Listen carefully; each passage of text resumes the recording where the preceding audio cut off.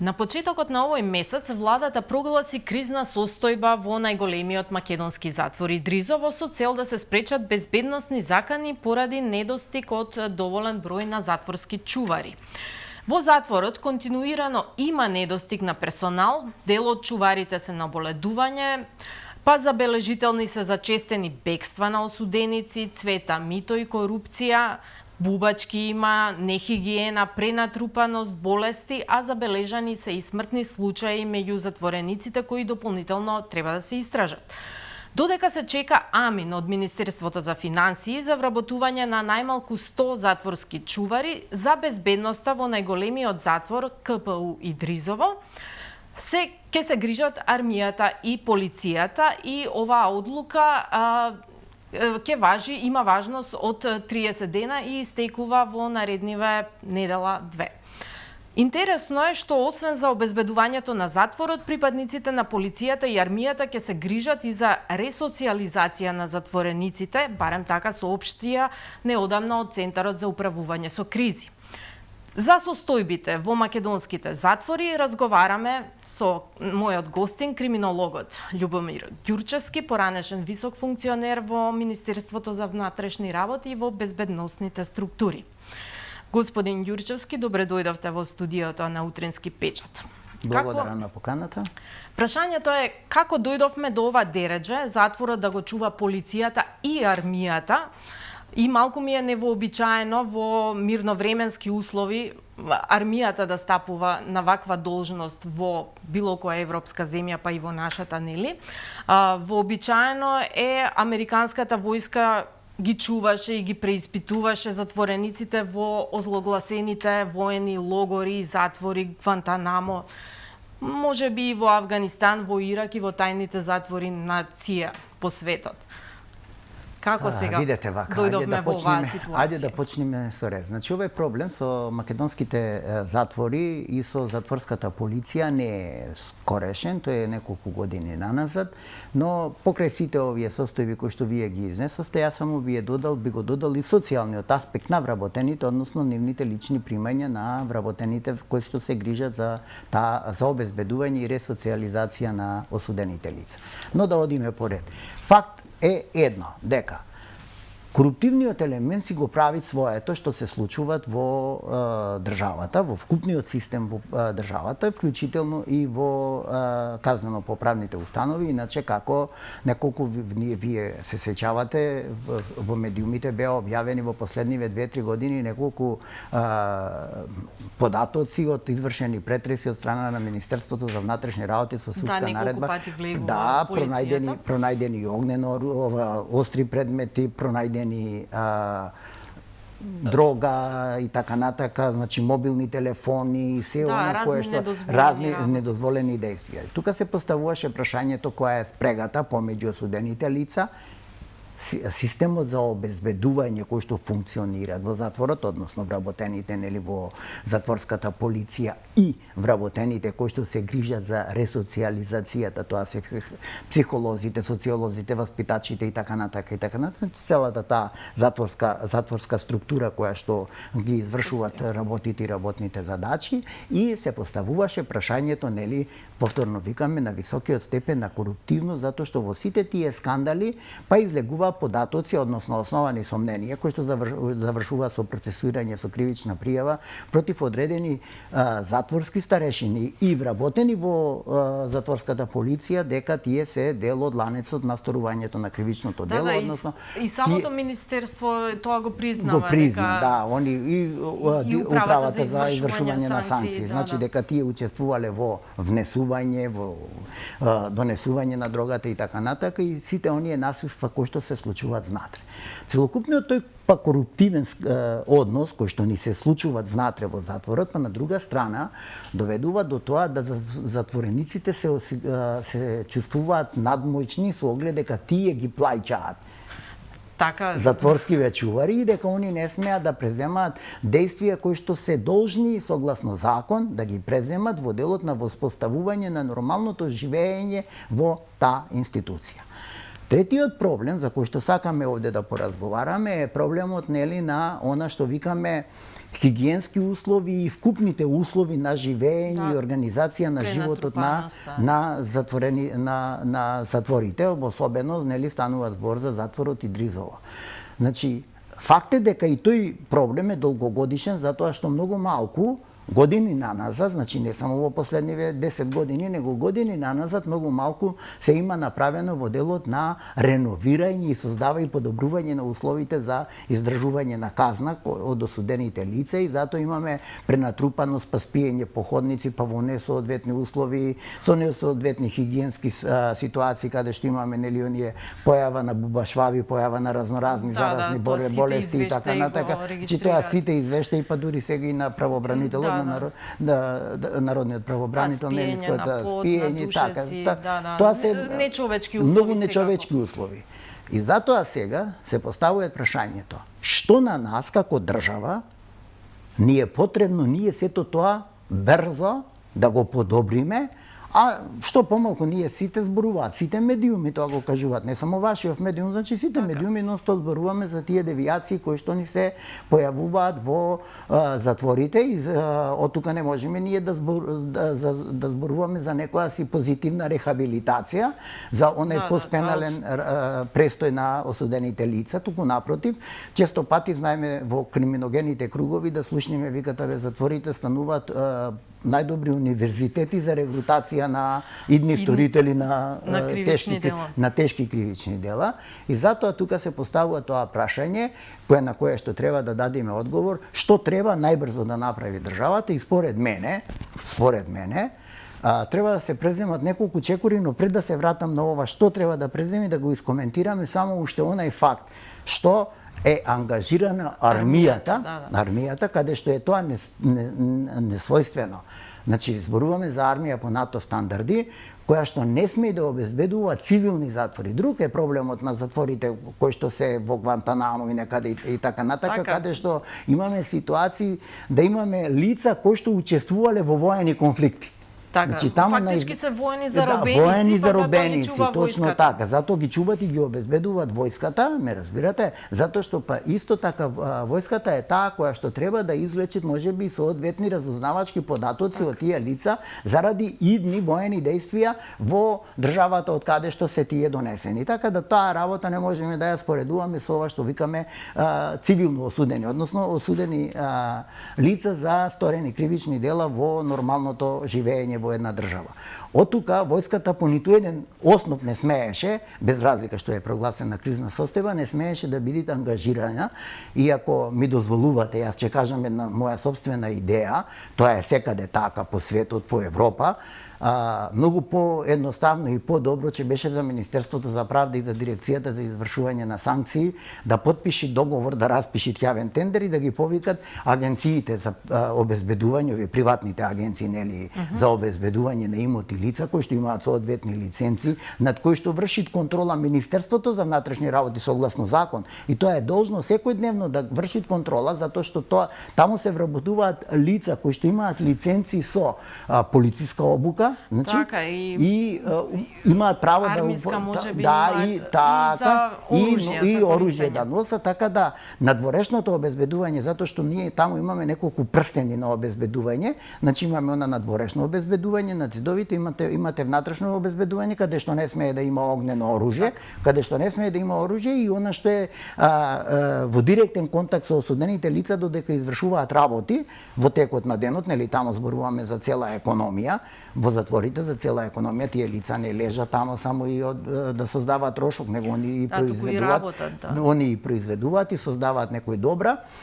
Таму имаме цела економија, нели, сточарство, земјоделие, индустрија, производство на шпоретни на дрва, мебел и така натака и така натака. Значи затворот си има некои своји приходи кои што нели треба логично е да ги инвестира во подобрување. Од тука многу пологично според мене е да Министерството за правда, односно Дирекцијата за извршување на санкции заедно со затворската управа да потпишат договор со приватните агенции за обезбедување, затоа што пак полицијата многу полесно може да врши контрола и надзор на тие лица кои што ќе се најдат да извршуваат работи и работни задачи во област на безбедноста, нели, на затворската полиција, и тие тогаш ќе добијат статус на службени лица.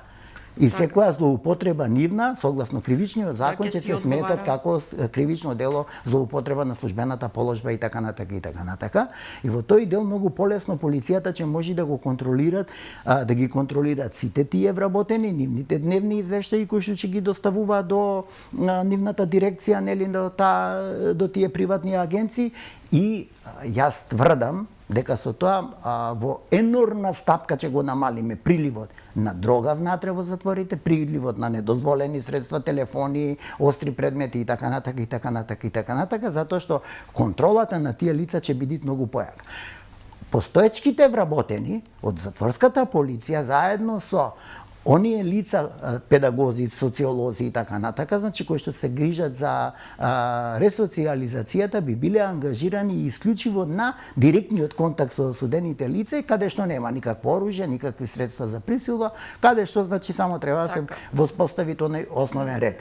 Делите не би имале толков контакт за да бидат точно така. И не опасност да бидат корумпирани како сега што. И да се тие корумпирани, тие ќе подлежат на проверка, привлегување на работните места, агенциите ангажирани ќе им вршат преглед.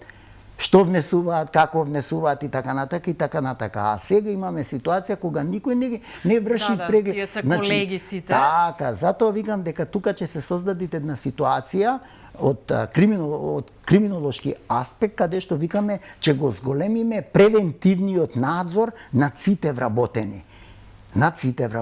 А истовремено па многу тешко ќе се одвива таа корелација на дворешново обезбедување вториот и третиот прстен, нели, да имаат контакт па со осудените лица, што на друга страна, нели, ними не ќе им овозможува да развијат еден коруптивен однос.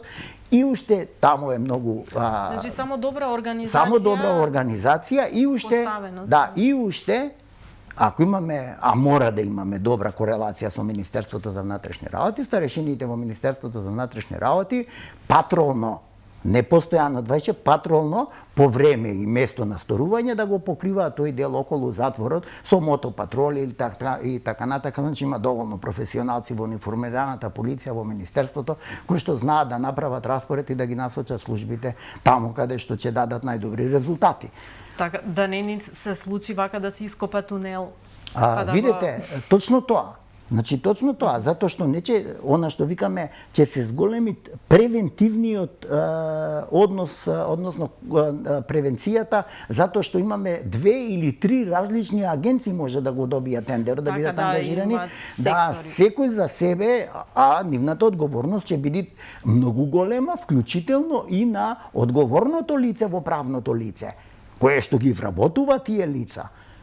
Ме разбирате? А тие лица сите имаат лиценци за носење на огнено оружје во извршување на работи задачи од областа на безбедноста. И затоа викам дека тука треба само малку повише седнување, размислување и малку повише ентузијазам и желба да се реши проблемот. И сега да се вратам на она што сакав претходно да го кажам, значи во делот на она што зборуваме години назад не е ништо вложено за подобрување на статусот на затворениците, односно она што викаме хигиенски услови внатре за издржување на казната.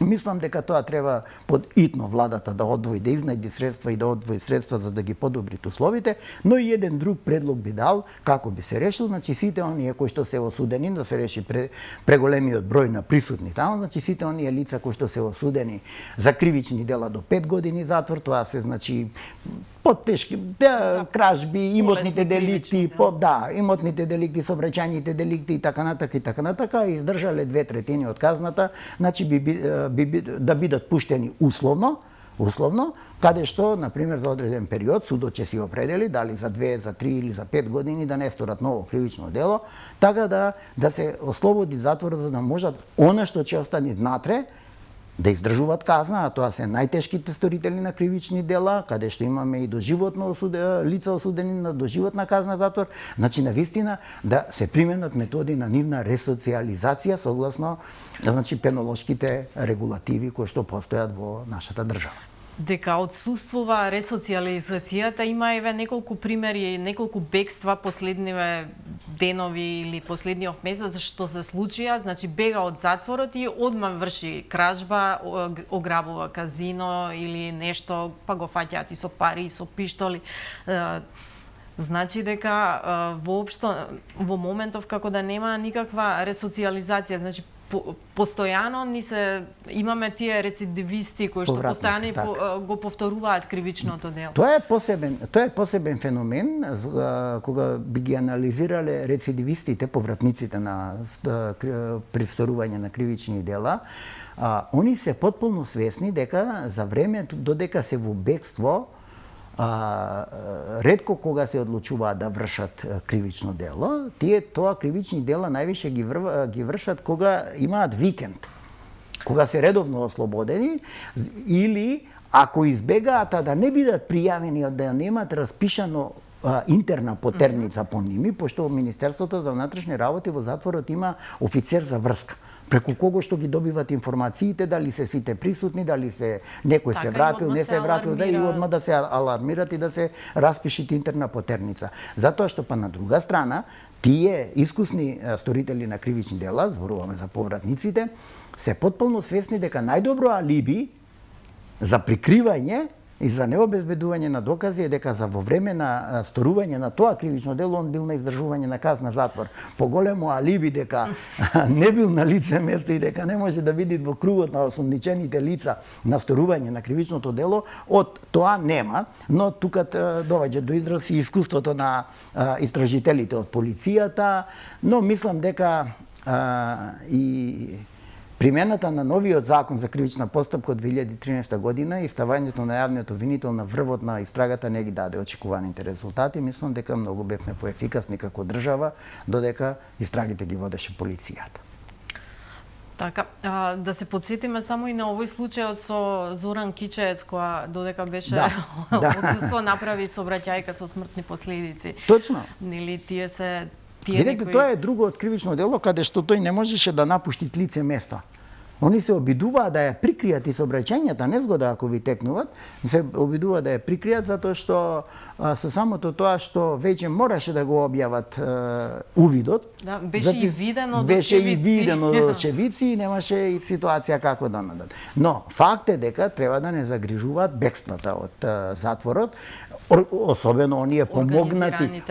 Точно, оние помогнати од вработените, од други структури, влијанието на политиката врз вработените, врз професионалниот дел, и мислам дека и тоа е една од причините зошто имаме вака неефикасна состојба во затворите и една од причините да голем број на вработени од затворите одат на боледување заради сопствената несигурност, пошто се чувствуваат несигурни, затоа што меѓутоа и реално се мета на физички напади и тие случаи се пријавени исто така. Сето тоа е точно и затоа викаме дека ние сме држава во која што во моментов значи ни треба еден поголем ресет, безбедносен ресет. Зборувам за сите, ако сакате вие можеме да разговараме и за се почестите напади на полициските службеници. Разбирате, во примената на овластувањата и на законите кои што при секојдневното работење, при секојдневното работење. Така да имаме значи една состојба во последниве години во делот на безбедноста каде што резултатите ни се алармантно лоши. Тука своје удел си имат и коруптивните елементи, и партизацијата на Министерството за внатрешни работи, и несоодветната кадровска политика и така. Значи се има свое, све си има свое. Но дали ние сакаме, како држава, дали ние сакаме да отпочнеме да применуваме закони и да градиме држава, да создаваме правна држава. Да, сакам да го споменам и ова спектакуларно и организирано, високо организирано бегство на затвореникот, осудениот убиец Беки Мемети, кој што успеа и со помош од внатре и со логистика од надвор дури ја напушти и државата веројатно пошто се уште не е пронајден од јануари од кога избега, значи тоа е една страшна спрега и еве покажува и немоќ на истражните органи да го пронајдат, да го лоцираат. Воопшто ние немаме информации каде е тој човек сега. покрај немоќта на истражните органи да го лоцираат, исто така мора да ја спомниме и слабата меѓународна соработка, полициска соработка со сите прво наши соседи, па на европско ниво, па ако сакате дури и на светско ниво, затоа што тие потраги по сторители на најтешки форми на кривични дела, како што се убиствата, не смеа да бидат тек така прескокнати, односно оставени. Јас ќе ве потсетам, ние имавме во 2001 година бегство од затворите на неколку лица за кои што и ден денеска не знаеме, а беа осудени за многу тешки форми на кривични дела, па се зборуваше дека меѓу еден од избеганите и во делот на Достух со Наим Лесковица, оној кој што беше осумничуван за атентатот на Киро Глигоров, така да и тие лица до ден денеска не знаеме каде се, што се и како се, исто така не знаеме што е и како се со овие лица кои што ги бараме од Косово, нели, во врска со Монструм и така натака. Тоа се покажува дека ние имаме навистина лоша меѓународна соработка во делот на безбедноста и на правото, што па на друга страна, значи кај нас како експерти остават сомнение да ние се прашуваме дали ние уопште како држава имаме некаков позитивен рейтинг на меѓународната сцена или зависиме само од добрата волја на нашите меѓународни партнери кои што имаат соодветна моќ.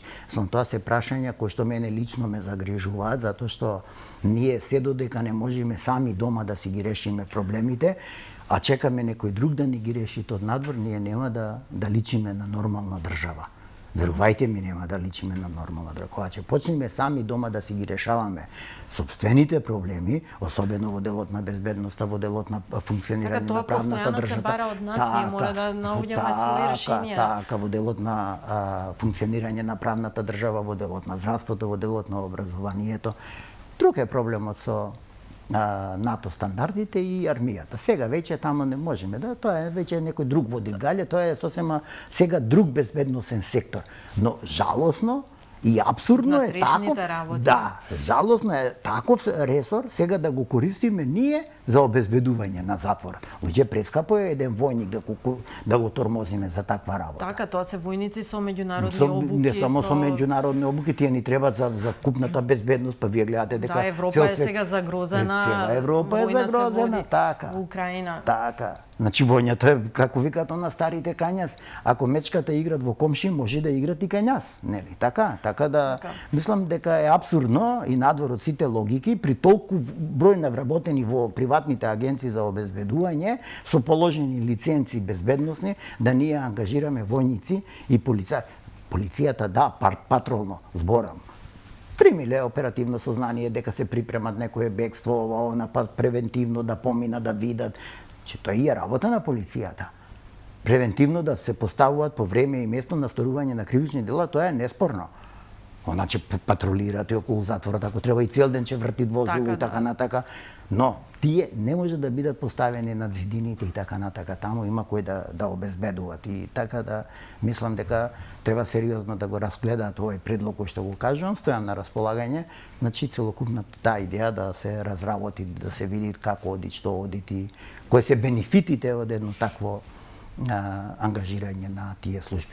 Така, а овие кадровски промени што ги направи владата после двете големи спектакуларни бегства, нели, и вториот беше обид со тунелот, нели, и ова првото на Беким Мехмети беше сменет прво директорот на управата за извршување санкции, а после по тунелот, по откривањето на тунелот и директорот на затворот Идризово.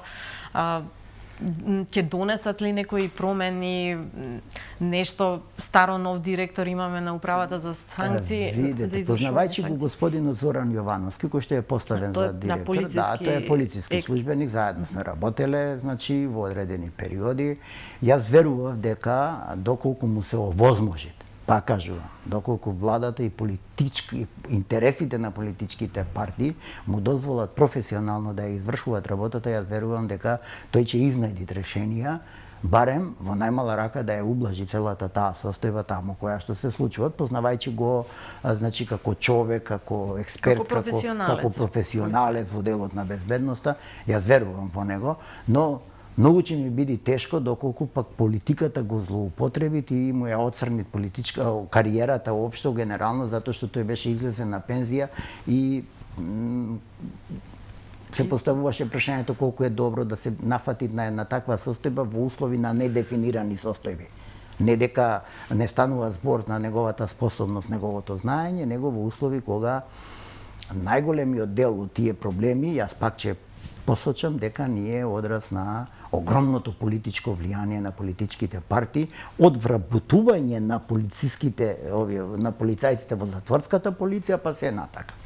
И сега пак да се вратиме на вработувањето, нема никаков глас дека овие 100 минимум 100 затворски полицајци што има што се потреба итна потреба во затворот, за сега нема најави дека ќе бидат најдени, донесени, а и треба да поминат низ обука и денеска да ги денеска да распишеме конкурс, ние за 6 месеци не можеме да ги обучиме. Така, си има своја процедура за тоа има своја процедура, така да значи цело време ние доцниме. Пак јас би ги повикал политичките партии да ги тргнат рацете од таа работа, да остават институциите, односно Дирекцијата за издржување на санкции и Министерството за правда, да спроведат најзаконит оглас за вработување, најзаконити проверки за физичката способност на кандидатите и да се направи барем 3-месечна обука, најмалку 3-месечна обука на тие лица, па за да бидат веднаш внесени во системот за обезбедување на затворите. И она прашање што се провлекува цело време и што сите вработените во целиот јавен сектор во државата, тоа е што го бараат меѓу другото и затворските службеници, тоа е покачување на платата. И за тоа има јас на стартот нели јас на стартот кажав дека едно од прашањата е и социјалниот статус на вработените, вклучително нели платата, стамбенијата политика која што ги засега тие вработени, така натака правата кои што ги уживаат од работниот однос, па дури ако сакате на крајно нивното пензионирање. Од тука јас генерално, значи, зборувам за сите струки и по сите медиуми дека многу е поедноставно ако Уставниот суд имаше храброст, значи после 10 години да отворите еден член, односно да оспорите еден член од законот со кој што беа регулирани платите и ги зголеми платите на избраните и именуваните функционери за 78%, односно во просек 1000 евра, тогаш мислам дека оваа држава, ако сака да седнат и ако сака да планират иден развој, мора да ја зголеми, прво да ги зголеми енормно платите, со што ќе добие? Прво, ќе има еден инфлаторен удар, но со зголемување на потрошувачката, затоа што нели кога се зголемуваат платите, ќе се зголеми потрошувачката, точно тоа е економски, значи со зголемување на потрошувачката ќе се зголеми и производството. Да не се лажиме, ако јас не сум купувал патики на секој 3 месеци, сега нели ќе имам поголема плата, ќе купувам патики на 3 месеци. Да, ма онака како што е обратно се во нашата држава, па прво цените ќе се зголемат. Тука морам да искористам госпоѓата Билјана Ивановска, нек ми каже една најмудра изрека која кажа дека пошто кања се све обратно, па и дното стана површина и се што е на дното излезе на површина, мислам, и затоа сме во ваква состојба во која што сме. Додека не е решимо, додека не го решиме дното, односно површината. Извинете. И сакав само да прашам при крај на овој разговор, дали сте во тек, дали имаме некои посебни меѓународни препораки за решавање на состојбата во затворите генерално, што ни препорачуваат, бидејќи во извештаите пишува се негативно за македонските затвори, а тоа е и реалната состојба што ни се случува, меѓутоа што препораките од меѓународните институции по однос, значи на вкупните реформи во делот на правото и функционирање на правната држава, вклучително и издржувањето на санкциите, нели, кои што се составен дел на вкупниот судски систем, секаде се оценети многу негативно. Значи, кога викам многу негативно, од тука ние стално добиваме препораки. Кои реформи, што реформи, какви реформи, така натака, па и некни холандскиот амбасадор што го постави тоа прашање, каде се милиардите кои ви ги дадовме за реформи? Ме разбирате, тоа оправдано го постави човекот како прашање. Тоа истото важи, значи, реформи во целокупниот правен и безбедносен сектор. Она што е моја област, нели, викаме правен и безбедносен сектор. Јас не се впуштам во реформи во делот на здравството или на образованието, затоа што не се мој ресор. Иако и тамо добиваме, нели, чести препораки за реформи.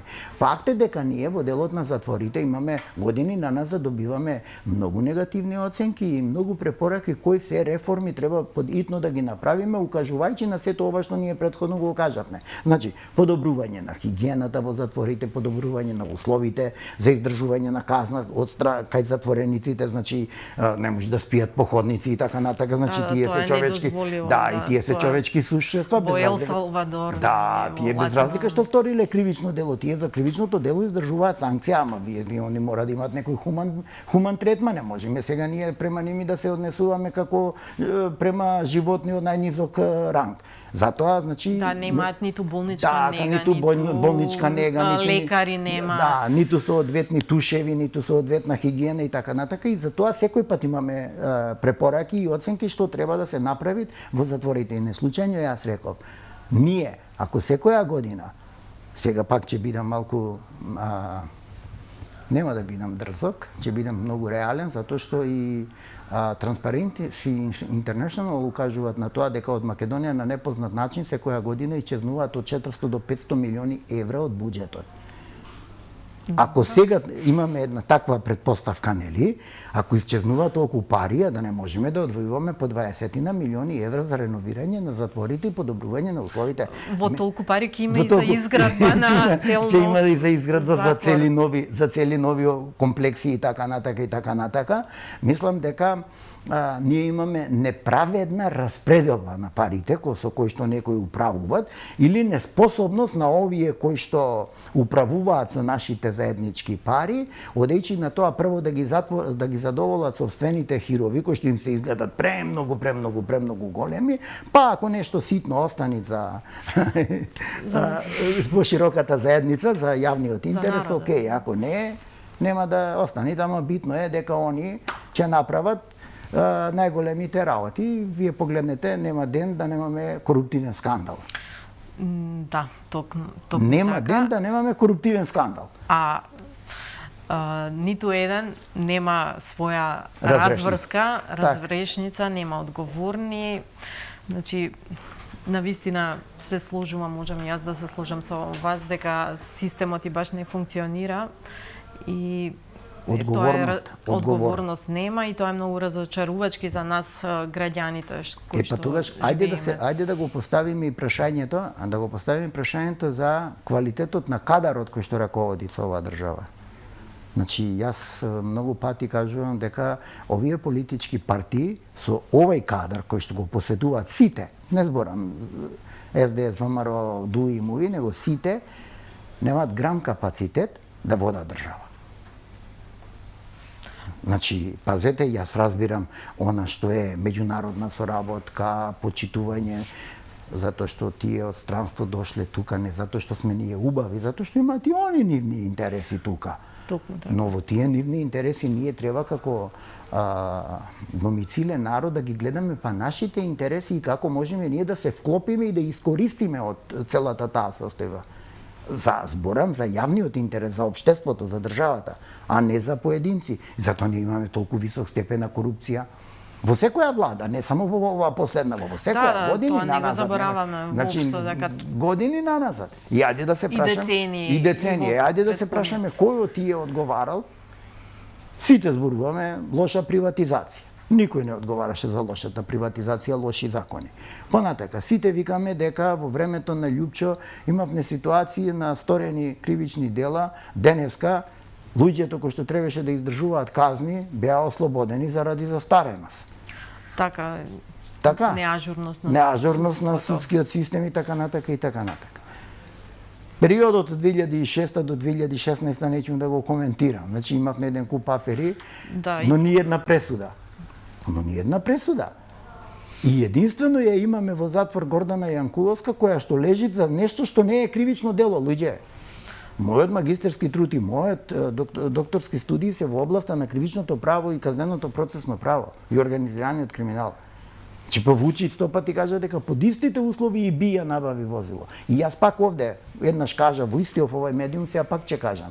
На Република Македонија и се потребни најмалку 10 такви возила со тој степен на блинд.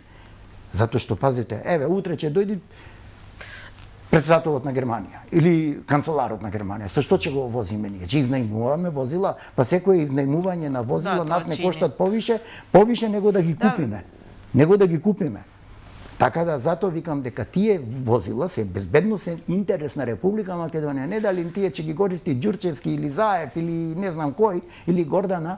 Не. Тие се потреба на Република Македонија, затоа што Република Македонија сака да се представи како нормална држава. Па вие знаете, само уште ова, 99-та година, нели, Бил Клинтон беше присутен во Република Македонија и беше сместен во Александар Палас. Така. Па нас американските безбедносни служби не ни дозволија да придиме подалеку од вториот прстен на обезбедување. Зошто? Затоа што они оценија дека немаме капацитет да обезбедиме таков председател. Така и они со цела логистика дојдоа да си го чуваат председателот. Да, он си донесе цела логистика.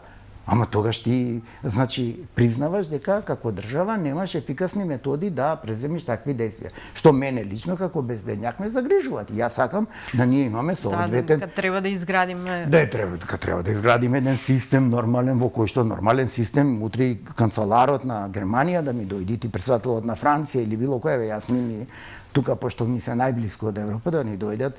Имаме систем да ги обезбедиме. Да, овие странските државници доаѓаат и веднаш си одат. Да, мислам, има многу отворени прашања во делот на безбедноста и мислам дека отворивме и ние сега со ова наша дебата, отворивме одредени прашања, дадовме предложивни и решенија како да излезни решенија од оваа сестра. Верувам дека ќе ги слушнат надлежните. Да, мислам дека јас очекувам дека ќе ги слушнат и дека ќе посветат соодветно внимание.